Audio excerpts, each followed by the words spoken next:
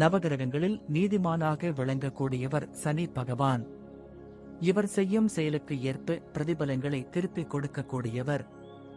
2024ஆம் ஆண்டில் சனி தேவன் தனது அசல் திரிகோண ராசியான கும்பத்தில் அவதரித்துள்ளார். மேலும் மார்ச் 2025 வரை இந்த ராசியில் இருப்பார். இதன் காரணமாக ஷஷ பஞ்ச மகாபுருஷ் ராஜயோகம் உருவாகிறது. இதனால் குறிப்பிட்ட 3 ராசிகள் அதிர்ஷ்டத்தை பெறப்போகின்றனர். ரிஷபம். சிறப்பான பலன்களை பெறுவார்கள். அதிக பண வரவினை பெறுவார்கள். கல்வி அல்லது வேலைக்காக வெளிநாடு செல்லலாம். நீண்ட நாட்களாக தடைப்பட்டு வந்த வேலைகளும் முடியும். கன்னி. நிலுவையில் உள்ள பணம் மற்றும் சொத்துக்களை பெறுவார்கள்.